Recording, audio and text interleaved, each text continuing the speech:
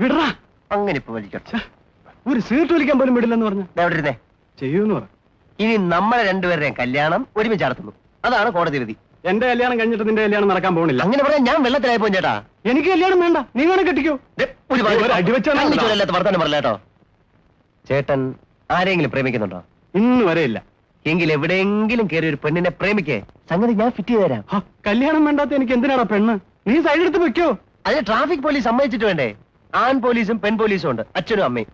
എങ്കിൽ നീ എന്നും ഇങ്ങനെ സൈഡിൽ വെച്ച് പിന്നെ കിടക്കത്തേ ഉള്ളൂ, കല്യാണം നടക്കത്തില്ല. കുഴഞ്ഞല്ലോ ദൈവമേ. ഇനി ഈ സന്യാസിയെ പിടിച്ച് പെണ്ണ് കെട്ടിക്ക് എന്താ വഴി?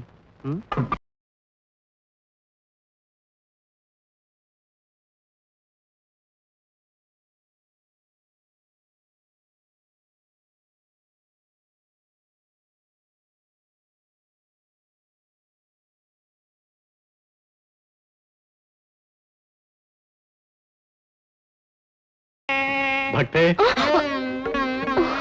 ഈ ദേവനെ തീരെ ഗവനിക്കാൻ പോവാണ്. ഒന്ന് തൊഴിഞ്ഞിട്ടെങ്കിലും പോ. ദേവന്മാരിരിക്കേണ്ടതേ അമ്പലത്തിനകത്താ. ഞാൻ ചുറ്റമ്പലത്തിനകത്താണല്ലോ. ഈ ദേവനിപ്പോ എന്ത് വേണം? ഇവിടെ വെച്ച് പ്രസാദമല്ലാതെ ചോദിക്കാൻ പറ്റുമോ? തൊട്ടോളൂ. സ്നേഹമുണ്ടെങ്കിൽ തൊടിയിച്ചതാ.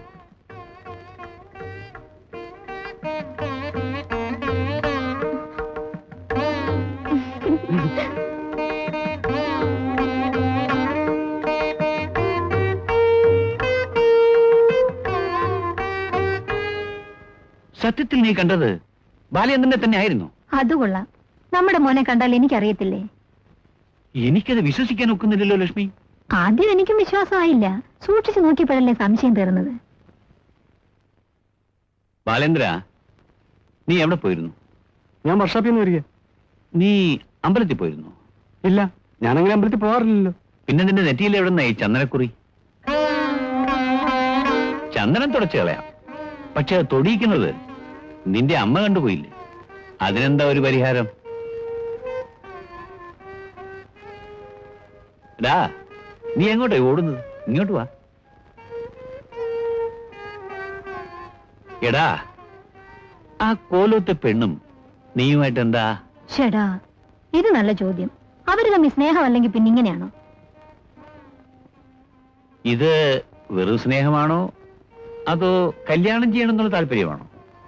അത് നടക്കില്ല അച്ഛാ. അതെന്താ? ആ കോലവുമാണെങ്കിൽ ആകെ നശിച്ചു കിടക്കുകയാണ് അച്ഛന്റെ ഇന്നത്തെ നിലയ്ക്ക്. ഭയരപ്പാളി. എടാ, നിന്റെ തന്തയെന്ന് പറയുന്നത് ഞാനേ ഒരു സാധാരണ കൂലിപ്പണിക്കാരനായിരുന്നു.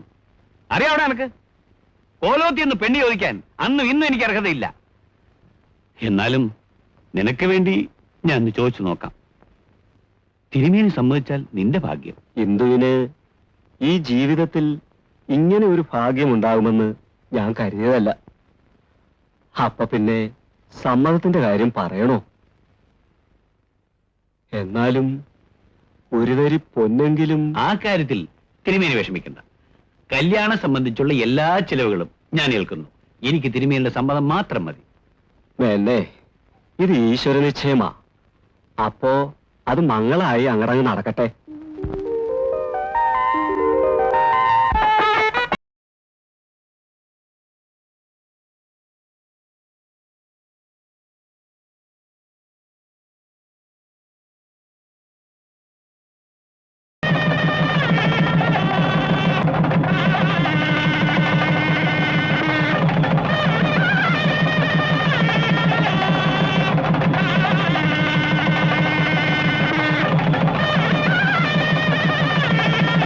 കൂടുതലൊന്നും അമ്മയ്ക്ക് പറയാനില്ല. നിങ്ങളുടെ രണ്ടു കുടുംബവും എന്നും സ്നേഹത്തോടും ഒത്തൊരുമയോടും കൂടി കഴിയണം. ഇന്നു മുതൽ ഞാനും അച്ഛനും പഴയ വീട്ടിൽ കഴിഞ്ഞോളാം.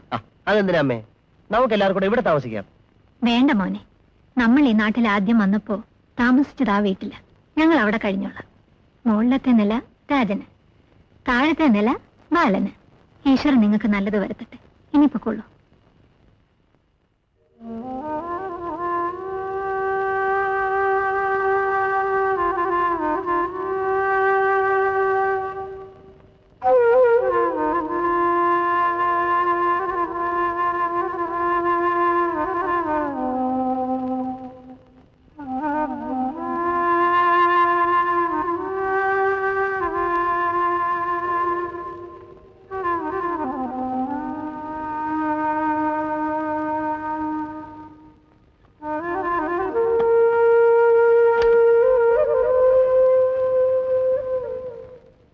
പാവം, നല്ല ഉറക്കം.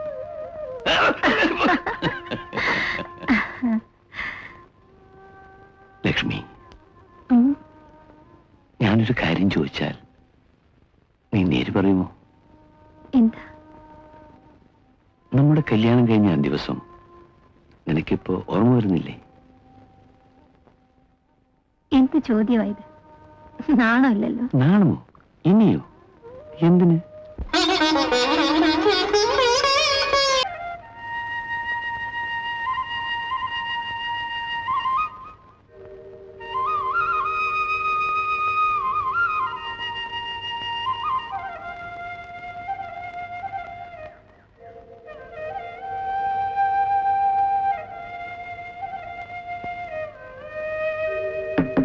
അമ്മേ,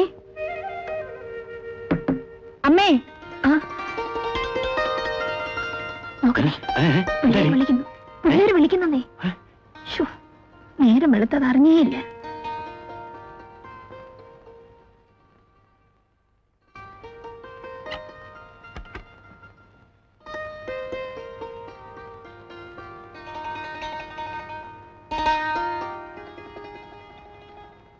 ഓ, നേരം വെളുത്തത് അറിഞ്ഞില്ല. എന്തായാലും നല്ല കണി. ആ, കാപ്പി എന്തിനാ മക്കളെ?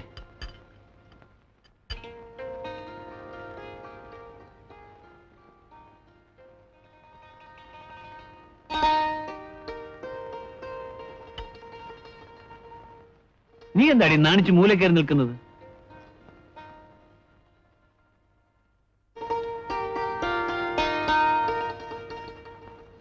ഇതെന്തൊരു മനുഷ്യനാ? എന്ത് പറ്റി? അതുങ്ങൾക്ക് വല്ല സംശയം തോന്നി കാണും. അതുങ്ങൾ എന്ത് കണ്ടു, നമ്മൾ എന്ത് ചെയ്തു? എടി, അല്ലേലും അവർക്കറിയാം അവരുടെ ഭർത്താക്കന്മാരെ പ്രസവിച്ചത് നീയാണെന്ന്. ഓ മതി. ആ, ഇവരെപ്പോഴാ ഒന്നാം വിരുന്നിന് പോകുന്നത്? കാപ്പിയുടെയും കഴിഞ്ഞ് പോന്നെന്നാ പറഞ്ഞു. ആഹാ, എന്നാ ഞാൻ വേഗം കുടിച്ച് റെഡിയാകാം.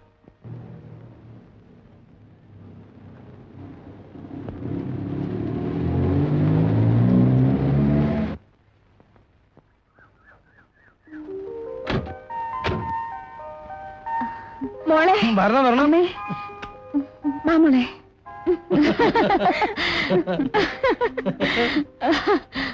മോള് പോയേ പിന്നെ അമ്മ ഉറങ്ങിയിട്ടില്ല. പിന്നെ ഞാനോ? എന്നെ നീ ഉറക്കിയിട്ടുണ്ടോ? ഓരോ ദിവസം നിന്റെ കാര്യം പറഞ്ഞാ ഞങ്ങൾ നേരം വെളുപ്പിക്കുന്നത്. ഉഷ ഇവിടുത്തെ കാര്യം തന്നെ എപ്പോഴും പറയായിരുന്നു. അപ്പൊ രാജനെ ഈ വെളിവ് ഉറക്കിയിട്ടില്ല. കാപ്പി, കാപ്പി. എന്താ ഇത്ര വലിയ ആലോചന? പിള്ളേര് വിരുന്നിന് പോയപ്പോ വീട് ഉറങ്ങിപ്പോയല്ലോടി. നാളെ അവരിങ്ങി വരത്തില്ലേ? അതുവരെ ഒന്ന് ക്ഷമിക്കേ. നമ്മളുടെ മക്കളുടെ ഭാര്യമാരായിട്ട് 2 പെമ്പിള്ളേരിവിടെ വന്നിരിക്കുക. ഒരുത്തി പണക്കാരിയും മറ്റോ പാവപ്പെട്ടുള്ളൂ. പക്ഷേ ആ വ്യത്യാസം ഒരു കാര്യത്തിലൂടെ ഉണ്ടാകരുത്. എന്നോടത് പ്രത്യേകിച്ച് പറയണോ? നമ്മൾ ഒരുമിച്ച് ജീവിക്കാൻ തുടങ്ങിയിട്ട് കൊല്ലങ്ങൾ കുറെ ആയില്ലേ? രാജൻ എങ്ങോട്ടാ? ചേട്ടനെ ഒന്ന് കണ്ടേച്ചു വരാന്നും പറഞ്ഞ് പോവോ അച്ഛാ? വിരുന്ന് വന്നതല്ലേ, ഇന്ന് പോണോ? ഞാൻ ഉടനെ വരാം.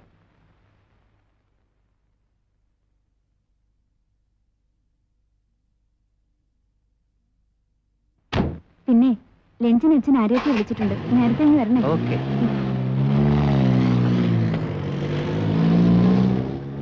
മോളെ, ഇനി അവന്റെ കാലയിൽ നീ ഒരു ചരട് കെട്ടണം. അതിന്റെ അറ്റം എന്നും എന്റെ മോളുടെ കയ്യിലിരിക്കണം.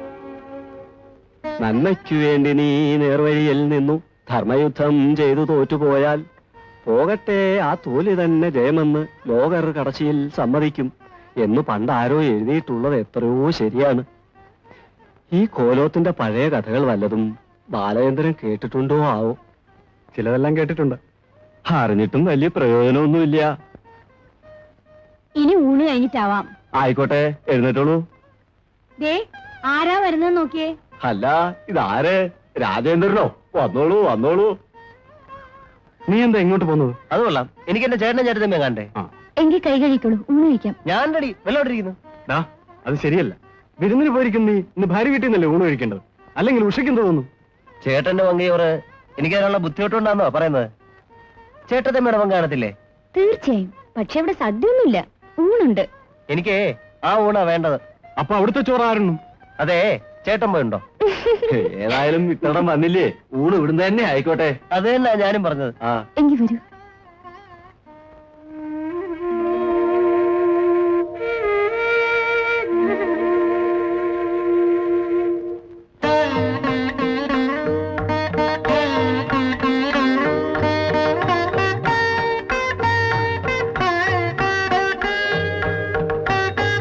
എന്താ ഇരിക്കാൻ ഏയ് നല്ല അഭ്യാസം.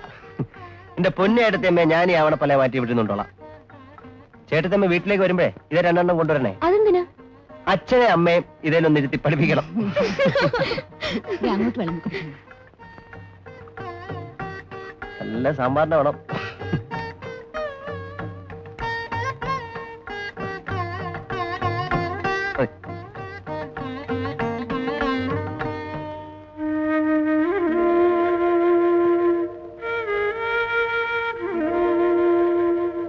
മോളെ, മണി 3 കഴിഞ്ഞു. ഇനി നീ വന്ന് ഊണ് കഴിക്കേ. ഞാൻ ഒറ്റയ്ക്ക് എങ്ങനെയാ കഴിക്കുന്നത്? എന്നാ അവിടെ നിന്നു, അവൻ വന്നിട്ട് കഴിച്ചാ മതി.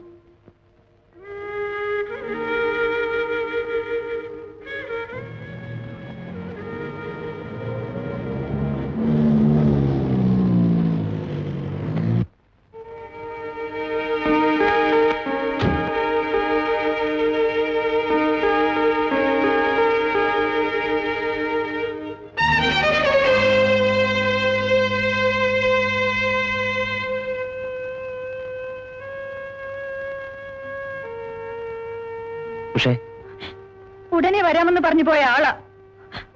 അച്ഛൻ ക്ഷണിച്ചു വരുത്തിയവരൊക്കെ 2 മണിവരെ കാത്തിരുന്നു. എന്തിനാണിങ്ങനെ? ഞാന് പോട്ട് മോളെ, ഏതായാലും വന്നല്ലോ. ഇനി പരിഭവമൊക്കെ ഊണ് കഴിഞ്ഞിട്ടാവാം. രാജന് ചോറ് കൊണ്ട് കൊടുക്ക്. ഞാൻ ഊണ് കഴിച്ചു. എവിടുന്ന്? ഏട്ടത്തമ്മയുടെ വീട്ടിൽ നിന്ന്. ചേട്ടത്തിയമ്മയുടെ വീട്ടിൽ നിന്നോ? അത് മോശമായി പോയി രാജ. ഊണ് കഴിക്കാൻ തിടുക്കം പിടിച്ചു പോയതെങ്കിൽ എന്നോടൊന്ന് പറഞ്ഞിട്ട് പോകാമായിരുന്നല്ലോ. എന്നേക്കാൾ വലുതാണ് ചേട്ടത്തിയമ്മ, ഇല്ലേ? ഞാന് ഏട്ടത്തിയമ്മ നിർബന്ധിച്ചോണ്ടാ ഉണ്ടത്. രാജൻ വിരുന്ന് വന്നത് ഇവിടെ അല്ലേ? അവിടെ അല്ലല്ലോ. ഏട്ടത്തിയമ്മ അങ്ങനെ നിർബന്ധിക്കാൻ പാടില്ലല്ലോ. അതിപ്പം ഒന്നും പറയണ്ട. ചെയ്ത തെറ്റ്. വിവാഹം കഴിഞ്ഞാൽ ഭാര്യയ്ക്ക് ഭർത്താവും ഭർത്താവിന് ഭാര്യയും. അത് കഴിഞ്ഞേ ഉള്ളൂ അച്ഛനും അമ്മയും ചേട്ടനും ചേട്ടത്തിയൊക്കെ. രാജനോട് ഊണ് കഴിക്കുമ്പോൾ രാജന്റെ ഭാര്യ ഇവിടെ ബസ്സിന്ന് കാത്തിരിക്കുകയായിരുന്നു. മേലാൽ ഇത് ആവർത്തിക്കരുത്. പോയി അവളെ സമാധാനിപ്പിക്കൂ.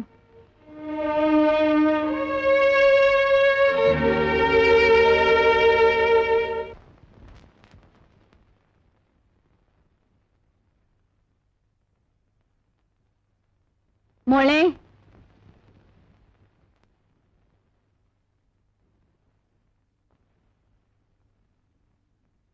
ഒന്നാം വിരുന്നിന് മടങ്ങിയില്ലേ? വെറും കൈയോട് പോണ്ട. അല്പം കടുമാങ്ങിയെങ്കിലിരിക്കട്ടെ.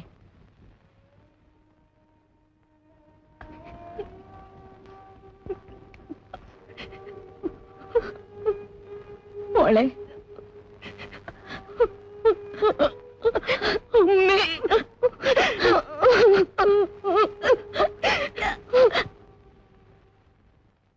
എന്തിനാ കരയുന്നത്?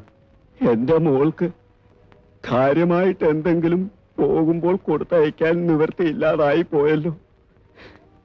എന്തെല്ലാം കൊടുത്ത കോവിലകമാണിത്. അതൊന്നും വിചാരിച്ചിട്ട് കാര്യമില്ല. ഇന്ദുവിന് അവിടെ ഒരു കുറവും വരില്ല. ഞങ്ങൾ ഇറങ്ങട്ടെ.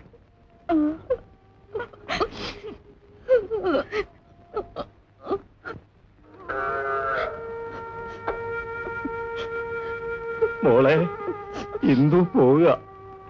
ഇവൾ നന്ദിനിക്കുട്ടി ഇന്ദുവിന്റെ പ്രാണനാ. ഇവളെ കൂടി കൊണ്ടുപോയിക്കൊള്ളൂ. അത് വേണമെന്നില്ല. നന്ദിനി ഇവിടെ തന്നെ നിന്നോട്ടെ. അങ്ങനെ പറയരുത്. സന്തോഷത്തോടുകൂടി തരുന്നതാണ്. മറ്റൊന്നും തരാൻ ഞങ്ങളുടെ കയ്യിലില്ല.